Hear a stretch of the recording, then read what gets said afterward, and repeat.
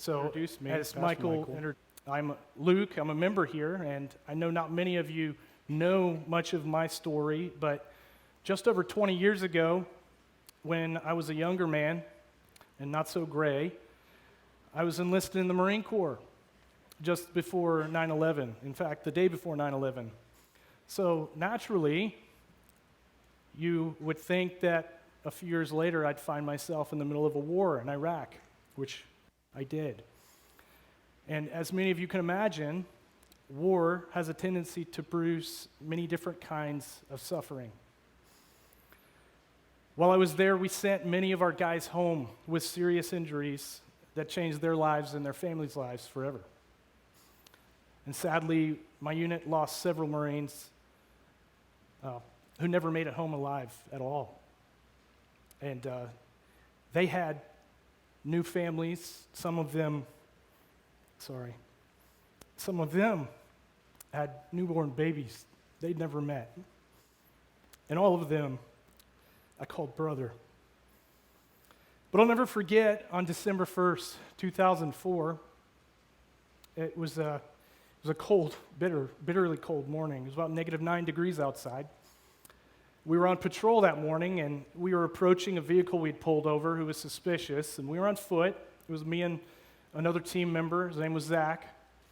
We got to within 30 feet on both sides of the vehicle, and the driver detonated the vehicle. It was a car bomb, and he detonated it while he was still inside. It's getting a little hot. Thank you. When the smoke cleared that day, would find Zach and I both on the ground fighting for our lives. But my team miraculously do what they do best when they're trained well, and they got us on a chopper and they got us medevaced to Alpha Surgical, which just happened to be north of Baghdad in Balad.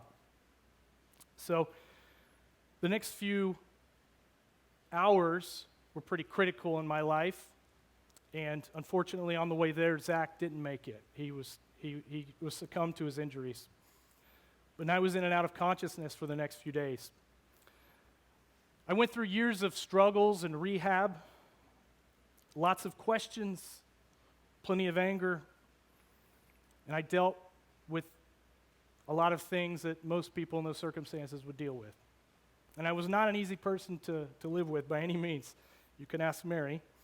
She survived that faithfully. And I know all of that sounds very extreme, but the reality is many of us in this body are experiencing suffering of various kinds. Some of you have lost loved ones. Others are dealing with difficult health issues that you have no clear answers to. Some of you are dealing with difficult family trauma that would cause most of us to really come undone. And others may be struggling financially, while some of you may also be dealing with the antagonism of coworkers, of friends, or maybe even family at home due to your faith in Jesus. These things have all even led some of you to maybe doubt or question if God is even aware of your suffering or if he cares at all. This morning, as we look at this letter to the church in Smyrna, we hear the words of Jesus as he encourages his suffering church. We know that in the midst of the persecution that the church in Smyrna was dealing with, we know they remained faithful. We know this because they received no rebuke from Jesus. They were one of two letters sent that had no correction, them in Philadelphia, out of the 7 churches. We know that they were a church that under heavy fire, many different pressures. Interestingly enough, Smyrna actually translates from the Greek, it actually means myrrh. And what you know about myrrh, if you remember your Christmas story, it was a gift given to Christ at his birth by the Magi. It was also used to prepare his body for burial because that was its common use. They produced myrrh by crushing a plant and extracting the oil, which was a sweet perfume.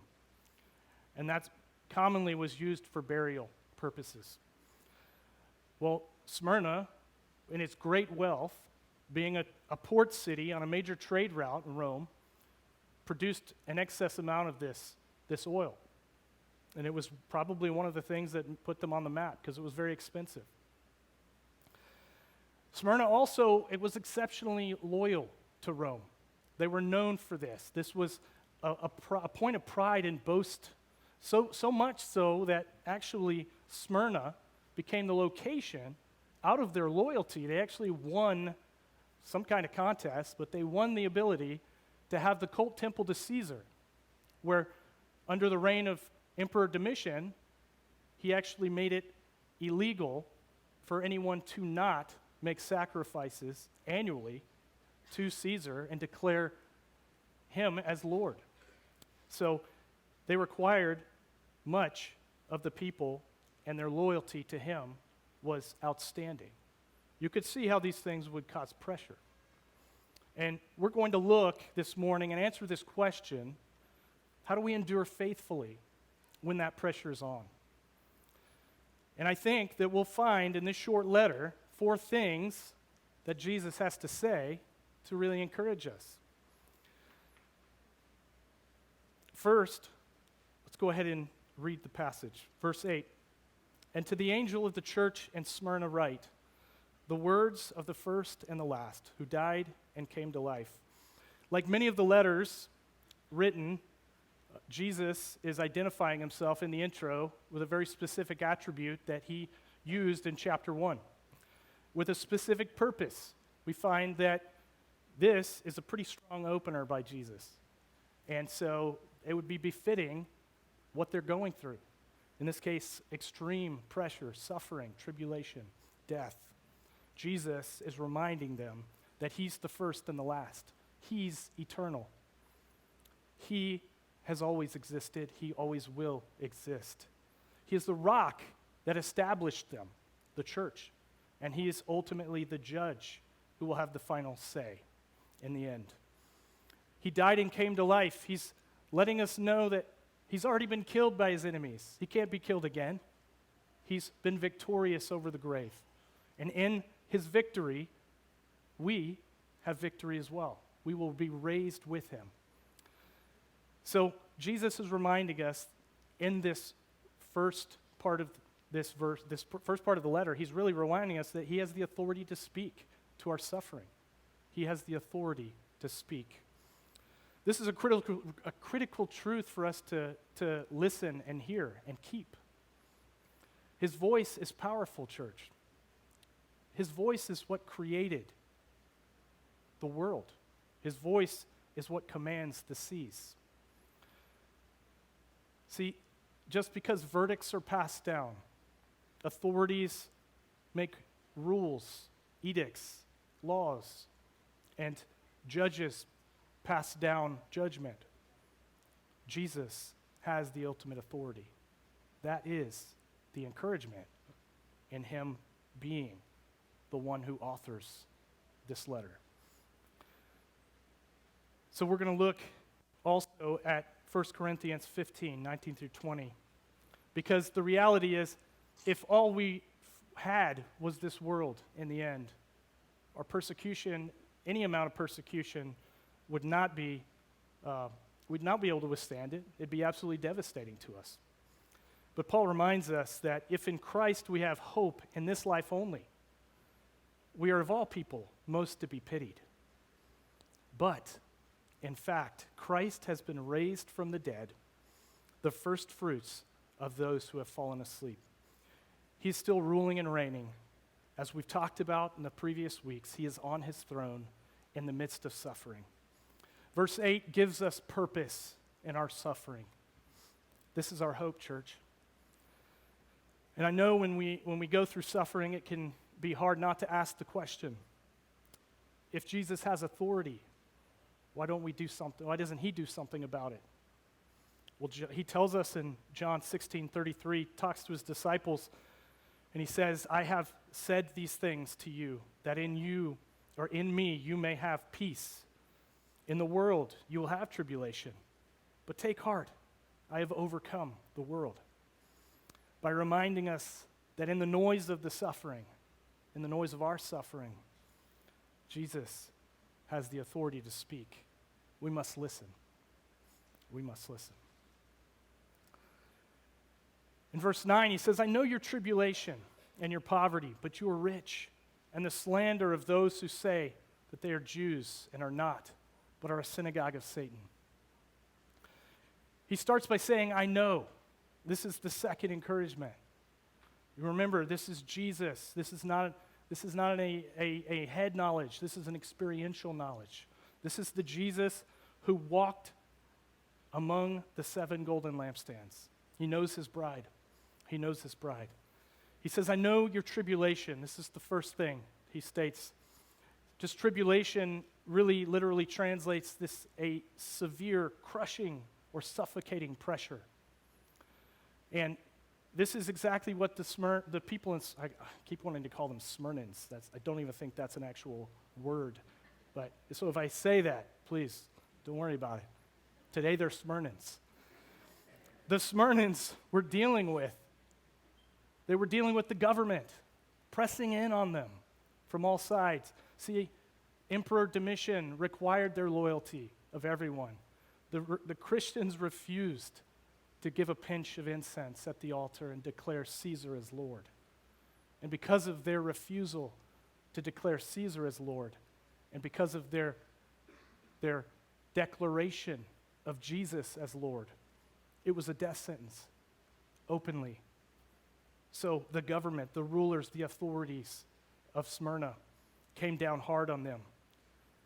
They tortured and killed many Christians throughout this period of history. We see the example of myrrh being brought forth in a real-life illustration of the crushing of his church in the name of Jesus, producing a fragrant perfume to God.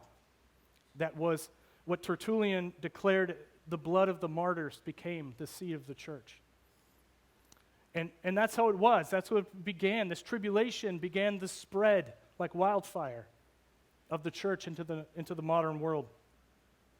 But they remained loyal to Jesus, not to Rome.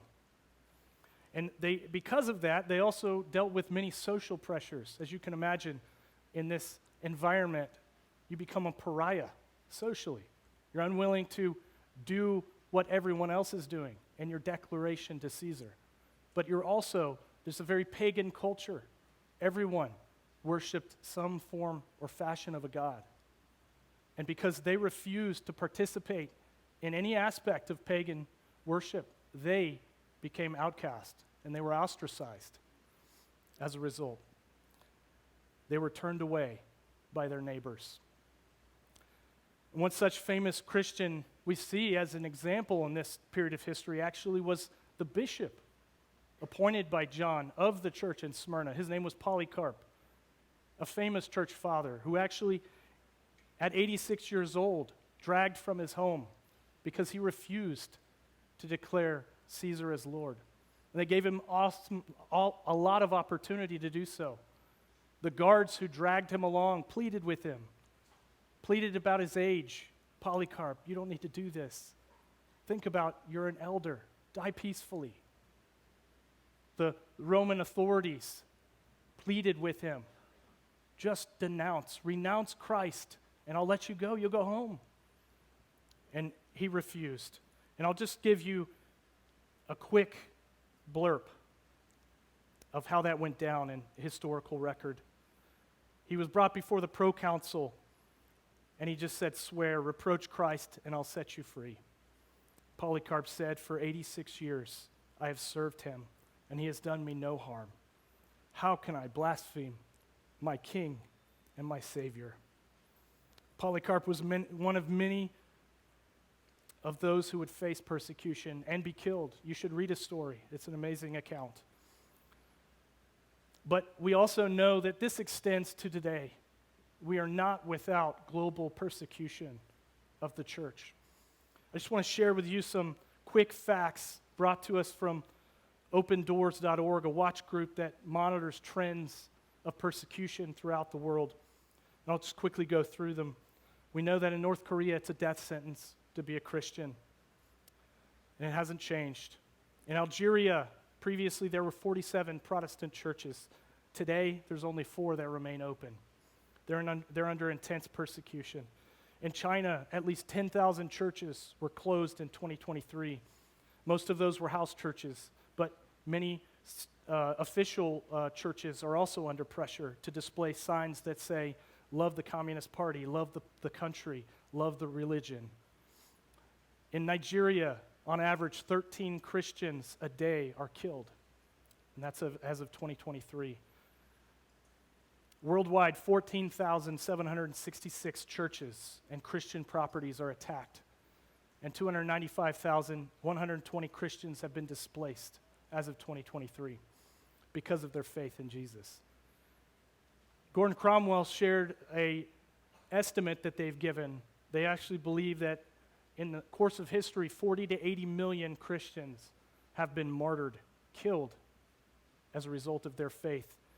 And it's astonishing, more than half of those were just in the 20th century alone. But Jesus goes on to tell us that he also knows our poverty, but he tells us that we're rich regardless.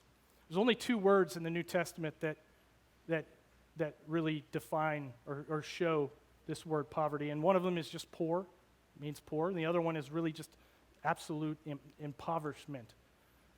Inability to have, you're lacking the basics to even survive. And that's what they were dealing with.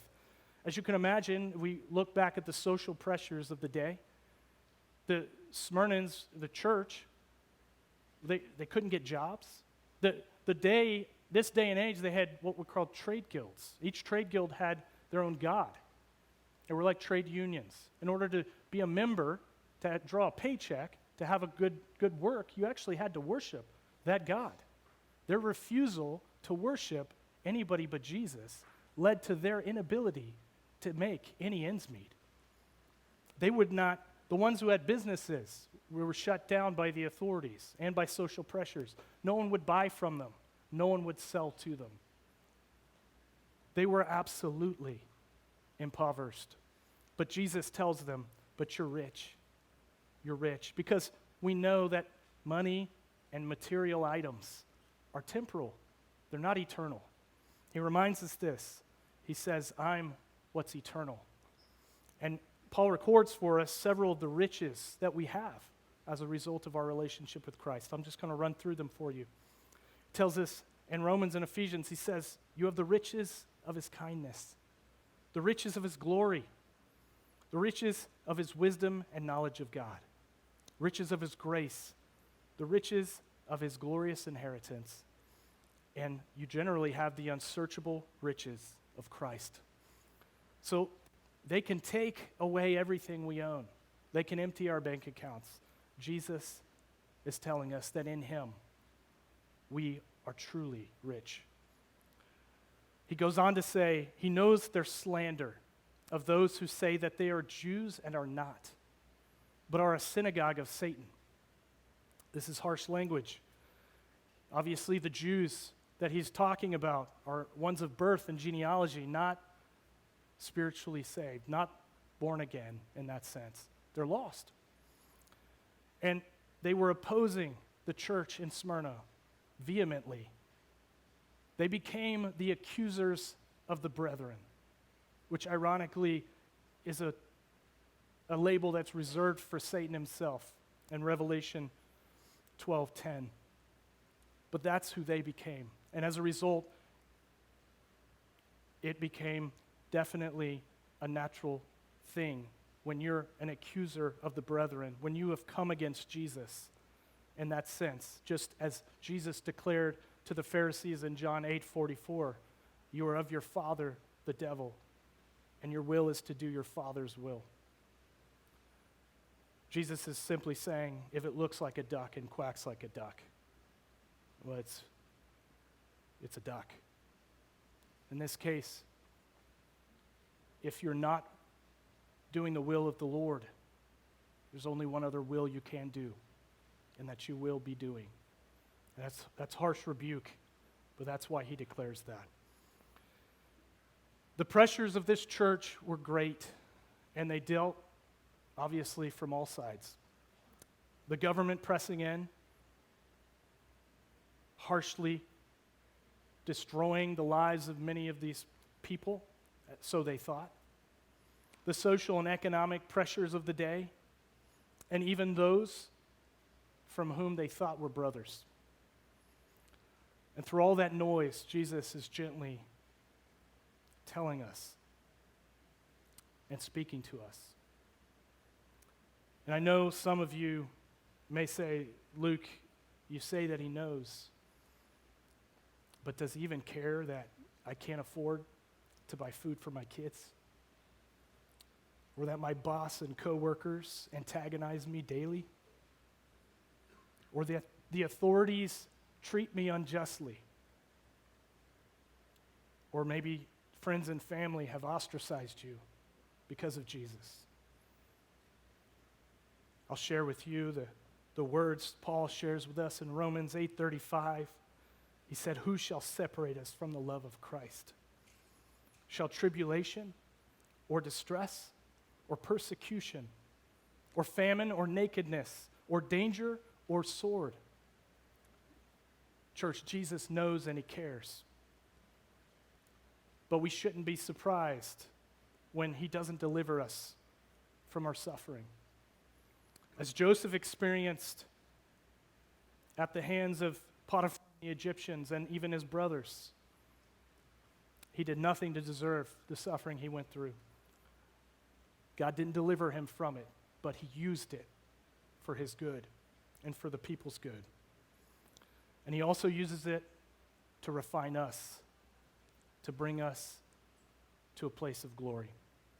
1 Peter 1:6-7, Peter says, "In this you rejoice, though now for a little while, if necessary, you have been grieved by various trials, so that the tested genuineness of your faith, more precious than gold that perishes though it tested by fire, may be found to result in praise and glory and honor at the revelation of Jesus Christ." Church, he sees us. He sees us, and he has experienced these pressures from all sides. The third encouragement he has for us, in verse 10, he starts by saying, "Do not fear what you are about to suffer. Behold, the devil is about to throw some of you into prison, that you may be tested, and for 10 days you will have tribulation. Be faithful unto death, and I will give you the crown of life." Jesus makes two things pretty clear here in the middle of this verse. The first thing he says is that our suffering is a test. We're being tested in our suffering. But he tells us not to fear.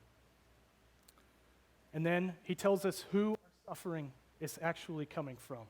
He says the devil. I think that's an important distinction, because we oftentimes, when we go through suffering, we attribute that suffering to a person, to an authority, to a ruler. And Jesus makes it very clear, this is the schemes of the devil, not of man. And he says, for 10 days you'll have tribulation. The point here is really not to get wrapped around the axle about the interpretation. You could interpret it three different ways. You could say this is a brief period of time he's declaring. You could say this is 10 literal days. Or you could say that he's referring to the 10 worst Roman emperors. The reality, the emphasis of what he's saying doesn't change. It's a limited, fixed period of time. Jesus is sovereign over that time. That's encouraging. And the reality is he's already defeated Satan as well. So the true enemy is vanquished. We're encouraged by that. In the face of this impending persecution, Jesus tells us, be faithful unto death. It's a hard thing to hear. Faithfulness is trusting and believing in the one who actually holds our lives in his hands. Fear typically prevents us from trusting and believing. It typically forces us into conforming It's not easy to remain faithful under pressure. I want to take you back to that day that I experienced being cut down, is the only way I could place it. When the smoke cleared that day, the reality of what was happening was absolute chaos. I didn't know what was up, what was down, what was left, what was right. In severe pain, I was dying, bleeding out. And as my guys huddled around me and began to do the work that they did, the only thing that I could remember was the presence of God in the midst of that suffering. It was so real and so potent. I don't know what other word to use, that it began to come out of me. And I don't use that lightly, because there's nothing to boast about in the vulnerability of being splayed open on the ground. There's nothing valiant about that, nothing glorious. But in that moment, as the pressure of that scenario weighed in, and my life was beginning to mean nothing in the grand scheme of the blip that we have here, His presence ultimately overwhelmed the entire situation. The thing that I feared most in my time in Iraq was literally being somebody whose actions would cause the death or harm of one of my guys. That was something that constantly played through my mind day and night, sometimes kept me from sleeping. Because when you're in the middle of those types of environments and you're being tested, ultimately, your life depends on the ones to your left and your right. And that's all you have. So you think. The reality is, I began to pray for them. I began to sing to Jesus. I don't know why. Well, I know why, but I don't know how. Because in that moment, I had no strength. And I'm reminded only of what Paul talked about. And I so relate with this. When Paul's thorn in the flesh, he pleaded with the Lord 3 times. We don't know what the thorn was. It was probably some kind of sickness, we think, but the reality is he had it. And it brought him to a place of his uttermost end, he thought. But Paul declared to the Lord, I have nothing left. You have to take this away. And he records for us God's response to him in 2 Corinthians 12, 9 through 10. But he said to me, my grace is sufficient for you, for my power is made perfect in weakness. Therefore, I will boast all the more gladly in my weaknesses, so that the power of Christ may rest upon me. For the sake of Christ, then, I am content with the weaknesses, insults, hardships, persecutions, and calamities. For when I am weak, then I am strong. Church, I'll contrast that with today. I'm not a fearless person in this world. I don't want you to hear me just because I had that mountaintop experience. Today, my fear has shifted. It's no longer focused on myself and the guy to my left or my right. But I oftentimes think about the fear of what would happen to my family if something happened to me. I ask questions like, what if something happens to me? Will they be okay? Or what if something happens to them? Will I be okay? Those are real challenges for me. That's a real fear for me. I hope it's never tested. But I have to believe that He is a better father, that He is a better groom, and that He is a better provider, because He has spoken those things to me and to you. Because He is, I have to listen. Let me lay it out a different way for you. The condition of our heart is exposed when the pressure is on, isn't it? You could have two tea bags. You don't know which one's which, but one is full of bitter leaves, and the other one is full of, let's call it, sweet cinnamon chai rooibos. It's good. We don't know what they are until the hot water is applied. And when the hot water is applied, we see what's inside seeps out into the water.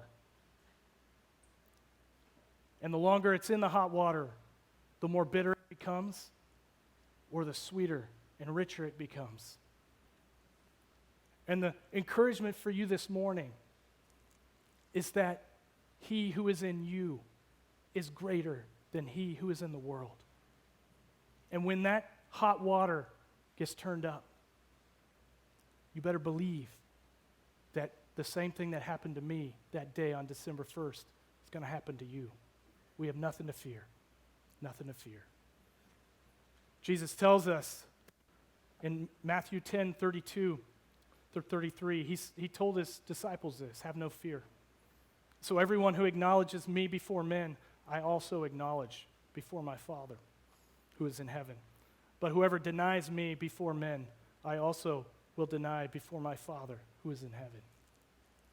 The truth is, the church in Smyrna had no rebuke because they had already been purified. The bitter tea was removed.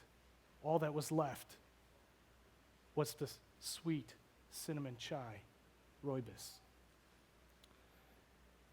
And in that, Jesus tenderly encourages them with empathy because he knows he's been there.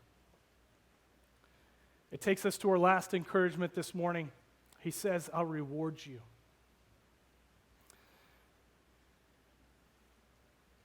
Starting the end of verse 10, be faithful unto death, and I will give you the crown of life. He who has an ear, let him hear what the Spirit says to the churches. The one who conquers will not be hurt by the second death. Jesus gives two exhortations here and two promises.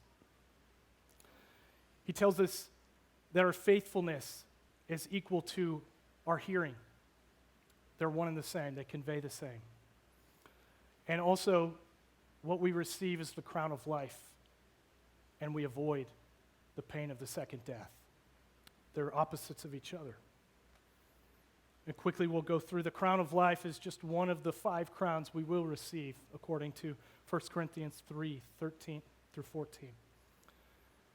And Jesus will will award these in his judgment to believers.